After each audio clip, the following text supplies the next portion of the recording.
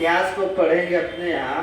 अपना देश है ना भारतवर्ष। इस भारतवर्ष में बहुत राजा महाराजा हुए, एक से एक राजा महाराजा हुए, बड़े बड़े पराक्रमी हुए, बड़े बड़े धुरंधर वीर हुए, बड़े बड़े राजा महाराजा हुए। लेकिन उन सभी राजाओं में जो सबसे समर्थ, सबल, सबसे सुयोग्य, सबसे वंदनीय और प्रजा के लिए जो प्रजा को प्राण के समान समझते थे इस देश में, वो हुए हैं भगवान श्री राम, है ना। और लोग पढ़ते हैं रामायण में, भगवान श्री राम, आपने सुना होगा, आप जानते हैं, अपने पिताजी के आदेश का पालन करने के लिए 14 वर्ष के लिए बन गए। अब उसी क्रम में भगवान राम के जो पत्नी थी अर्धांगिनी भगवती सीता, उनका हरण हो जाता है।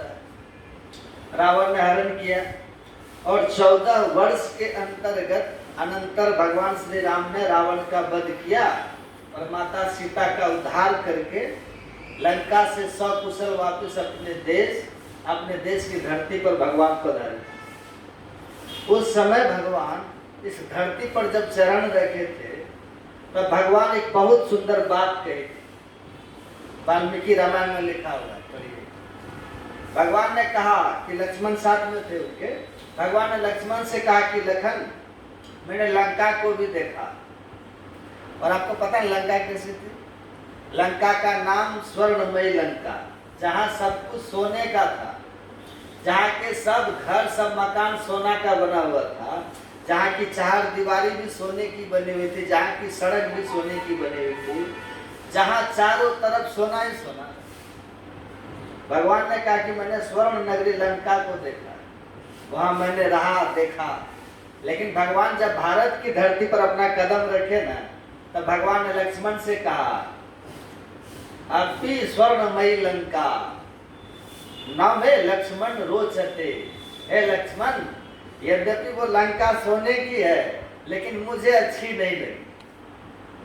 और तब भगवान राम कहते हैं, लखन, जननी जन्मभूमिश्च स्वर्गादपि गईयसी। अपनी जो जन्मभूमि है और अपनी जो जननी है, वो स्वर्ग से भी बढ़ करके, है ना।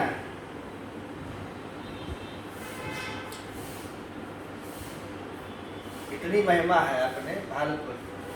लेकिन गुरु महाराज, देखिए, गुरु महाराज जिनको यश दिया, उनकी मति आपने देखी है। जिनके लिए भगवान कहते कि मैंने सोने की नंकी लंका को भी देखी है नगरी लक्ष्मण, लेकिन मुझे वो लंका अच्छी नहीं लगी। मुझे क्या लगती है? भगवान कहते हैं अपनी धरती, अपना भारतवर्ष, ये मुझे स्वर्ग से भी ज्यादा अच्छा लगता है। लंका को कौन कहे? भगवान ने अपनी जन्मभूमि की बात करी और जननी की बात करी। देखिए, हम लोग सब हिंदू है ना, हम लोग भगवान को मानते हैं, हम लोग आस्तिक प्रवृत्ति के है ना, भगवान को मानते हैं। पर हम लोगों में कुछ लोग कैसे हैं? हम लोग में कुछ लोग ऐसे हैं जो भगवान को मानते हैं पर भगवान का नहीं मानते। भगवान को तो खूब मानते हैं, भगवान के मंदिर में जाते हैं, भगवान की पूजा करते हैं, भगवान की अर्चना वंदना करते हैं, भगवान के नाम पर मंदिर बनवाते हैं, करोड़ों अरबों रुपए खर्च कर देते हैं। लेकिन भगवान जो कहते हैं, हम भगवान की बात को मानने के लिए तैयार। हम पढ़िए रामायण में, राम भगवान ने कहा है, तब भगवान ने कहा था, रामायण पढ़िएगा, भगवान ने कहा, अपनी माँ से भगवान ने कहा था, कैकेयी माँ, सौतेली माँ थी ना, कैकेयी माँ से भगवान ने कहा था, सुनु जननी सोई सुत बड़ भागी, अजय पितु मातु वचन अनुरागी। कौन बोल रहे हैं ये? भगवान श्री राम बोल रहे हैं, है ना। हम लोग की बात तो नहीं भी मानेंगे लोग, तो तारे ये तो भगवान, ये तो ऐसे बोलते हैं। आप विचार कीजिए कि जिनकी हम पूजा करने के लिए जाते हैं ना लोग मंदिर में, हम जिनकी पूजा करने के लिए जाते हैं, हम जिनकी वंदना करने के लिए जाते हैं, ध्यान से सुनिए, वो भगवान खुद कहते हैं कि सुनो जननी सोई सुत बड़ भागी, अजय पितु मातु वचन अनुरागी। कहते वो पुत्र धन्य है, बड़ भागी है, भगवान कहते हैं जो अपने माता पिता के वचनों के अनुरागी है।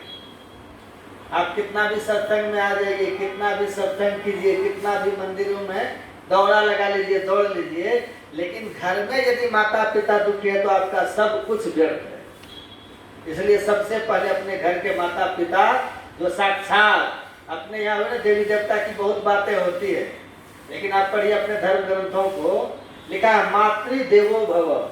सुन रहे हैं? माता साक्षात देवता है, मातृ देवो भव, पितृ देवो भव, पिता साक्षात देवता है। जो माता पिता की सेवा नहीं करे, अपने घर में माता पिता को दुखी रखे, सत्संग के पीछे दौड़ते रहे, क्या सत्संग है वो? सबसे पहले घर में माता पिता की सेवा। भगवान आगे कहते हैं चारी पदार्थ करतल तासु। सुनिए, उसके हाथ में चारों फल, चारी पदार्थ करतल तासु, अपित ही प्रमोद चरित सुनि जासु। राम भगवान का वचन है। भगवान कह रहे हैं कि जिनके चरित्र से, जिनके आचरण से, जिनके व्यवहार से माता, जिनके व्यवहार से पिता प्रसन्न हो जाए, जिनके आचरण से पिता प्रसन्न हो जाए। देखिए भगवान का वचन है ये, सुनिएगा। भगवान झूठ बोलते हैं क्या? झूठ बोलते हैं भगवान? भगवान कहते हैं चारी पदार्थ करतल तासु, अपित ही प्रमोद चरित्र सुनि जासु। जिनके चरित्र को सुनकर के पिताजी प्रसन्न हो जाए, ऐसे पुत्र के हाथ में चार फल होता है। चार फल कौन सब है? अर्थ, धर्म, काम और मोह। अर्थ किसको कहते हैं? अर्थ कहते हैं संपत्ति को। अब संपत्ति के लिए लड़ते हैं ना घरों में, भाई भाई में झगड़ा होता है। पिताजी की सेवा करने वाले कोई नहीं होते, पिताजी की संपत्ति को बांटने वाले सब होते हैं, और पिताजी की सेवा करने वाले कोई नहीं होते। भगवान कहते हैं यदि किसी के चरित्र से पिताजी प्रसन्न हो जाए, किसी के व्यवहार से पिताजी प्रसन्न हो जाए, माँ प्रसन्न हो जाए, तो भगवान कहते हैं उसको सबसे पहले धन ही मिलता है। भगवान झूठ नहीं बोलते। ये पिता की सेवा का फल, ये पिताजी को प्रसन्न करने का फल है, अर्थ मिलेगा। और फिर भगवान कहते हैं वही सच्चा धर्मात्मा है। ये सत्संग के नाम पर दौड़ते जहाँ पिताजी को दुखी बना करके रखे, वो कैसा सत्संगी है? वो कैसा धर्मात्मा है? भगवान कहते हैं धर्मात्मा तो वो सच्चे माने में है जो पिताजी को प्रसन्न करके रखते, जो माताजी को प्रसन्न करके रखते। और ऐसे जो माता पिता को प्रसन्न करके रखे, भगवान कहते हैं उनके कामनाओं की पूर्ति होती है, और अंतिम में भगवान कहते हैं उनको सभी दुखों से छुट्टी, मोक्ष भी मिल जाता है। ये भगवान का वचन है। तो सबको माता पिता की सेवा तो करनी ही चाहिए, आदर करनी चाहिए। और सुनिए ध्यान से, हम सेवा किसको कहते हैं? सेवा कहते हैं जिससे सेव भी प्रसन्न हो जाए। सेवा का भक्ति होता है। हम जिनकी सेवा करें, यदि वो उससे प्रसन्न हो जाए तभी वो सेवा हुई। दीदी, हमारी माँ किससे प्रसन्न होती है? पिताजी किससे प्रसन्न होते हैं? पिताजी हमसे चाहते क्या है? उनकी संपत्ति हमारे पास रहेगी, उनका धन दौलत सब हमारे पास रहेगा, उनका प्यार हमारे पास रहेगा। बस प्रेम से उनसे हमारा बर्ताव होना चाहिए, प्रेम से उनके साथ व्यवहार होना चाहिए, उनको जब जो जरूरत हो उनको देते रहिए, उनकी सेवा करते रहिए, बस वो प्रसन्न है। और देखिए आप पढ़िए ना रामायण को, रामायण की जो माताएं है ना, राम भगवान की माता है कौशल्या, है ना, और भरत जी की माता है कैकेयी, और लक्ष्मण जी की माता है सुमित्रा। इन माताओं को आदर्श माता कहते हैं। माता कैसी होनी चाहिए? कौशल्या ऐसी। माता कैसी होनी चाहिए? सुमित्रा ऐसी। आप पढ़िएगा, देखिए जैसे हम ये कहते हैं ना कि भगवान की बात को जो माने वास्तव में वही भक्त होते हैं। कोई ये कह के भगवान को खूब मानते हैं, भगवान की बात हम माने नहीं तो भगवान के भक्त हुए हो? जो भगवान की बात को माने, जो भगवान के आज्ञा का पालन करे, इसी तरह से ध्यान से सुनिए, इसी तरह से माता पिता के सच्चे भक्त वो होते हैं जो माता पिता का आदर करे और माता पिता की आज्ञा का पालन भी करे, है ना। आदर्श है। सेवा किसको कहते हैं? पेड़ दबा देना भी सेवा है, भोजन करा देना भी सेवा है, वस्त्र दे देना भी सेवा है। और सबसे बड़ी सेवा क्या है? बाकी सबसे बड़ी सेवा है आज्ञा सम्न सुसाहित सेवा। जो आज्ञा का पालन करते हैं, एक पिता के विपुल कुमारा वही पृथक गुणशील आचारा। एक पिता के बहुत से पुत्र होते हैं, कोई धनी होते हैं, कोई विद्वान होते हैं, कोई डॉक्टर होते हैं, कोई इंजीनियर होते हैं, सब होते हैं ना। लेकिन पिताजी प्रसन्न किन से होते हैं? डॉक्टर से प्रसन्न होते हैं, इंजीनियर से प्रसन्न होते हैं। इससे जो पिताजी के आदेश का आज्ञा का पालन करते हैं, जो पिताजी के आज्ञा का पालन करे, जो माँ के कहे अनुकूल चले, वो उनको प्रिय होते हैं। फिर अगर वो डॉक्टर भी है तो ठीक है, फिर वो इंजीनियर भी है तो ठीक है, और यदि उनके पास कुछ नहीं भी है ना, तभी माता पिता का आदेश का पालन करता है, तो माता पिता के भक्त वही हुए। ये आदर्श माताएं हैं। आप पढ़िए रामायण, माँ किनसे हकीकत में प्रसन्न होती है, पिताजी किनसे हकीकत में प्रसन्न होते हैं? रामायण में सब लिखा है। सुमित्रा माँ है ना, सुमित्रा माँ, सुमित्रा माँ का पुत्र है लक्ष्मण। भगवान जा रहे हैं वन, और भगवान माता पिता के भक्त है। लक्ष्मण ने कहा कि भैया आपके साथ वन में भी जाऊंगा। तो भगवान ने कहा कि ठीक है, मेरे साथ चलोगे तो चलो ठीक है, लेकिन पहले जाके माँ से आदेश ले लो। माँ, पहले माँ के पास जाओ, माँ से आदेश ले लो। यदि माँ कहे तो मेरे साथ चलना। अब देखिए लक्ष्मण जी जाते हैं माँ के पास, सुमित्रा के पास जाते हैं। अब भगवान क्या कहते हैं? पितहि प्रमोद चरित्र। चरित्र का मतलब होता है, चरित्र किसको कहते हैं? चरित्र सबसे बड़ा धन है। आपको पता नहीं, एक कहावत तो अंग्रेजी में जानते होंगे, if wealth is lost nothing is lost. यदि धन चला गया तो समझिए कुछ भी नहीं गया, और it has is lost something is lost. यदि किसी का स्वास्थ्य गया तो समझिए कुछ चला गया। स्वास्थ्य एक धन है, स्वास्थ्य एक धन है। लेकिन अंतिम में कह देते हैं if character is lost everything is lost. यदि किसी का चरित्र चला जाए तो समझिए उसका सब कुछ खत्म हो गया। तो भगवान एक शब्द का प्रयोग करते हैं, चरित्र। पितहि प्रमोद चरित्र सुनि जासु। जिनके चरित्र से पिताजी माँ प्रसन्न हो जाए। आज चरित्र कैसे बनता है? चरित्र का निर्माण कैसे होता है? अब झूठ बोलने वाले को चरित्रवान कहिएगा, चोरी करने वाले को चरित्रवान कहेंगे, नशा करने वाले को चरित्रवान कहेंगे, हिंसा में विचार करने वाले को चरित्रवान कहेंगे। इन 5 पापों से जो अपने को बचा करके रखते हैं वो चरित्रवान, वो चरित्रवान। ऐसे चरित्रवान से माता पिता प्रसन्न होते हैं। पुत्र को, संतान को पुत्र कहते हैं ना। पुत्र क्यों कहते हैं? अपने यहाँ पुराणों में एक नरक का नाम है पूत। पूत नामक एक नरक है। तो जो संतान अपने आचरण से, अपने चरित्र से अपने माता पिता को पूत नामक नरक से बचा ले, उसी को कहते हैं पुत्र।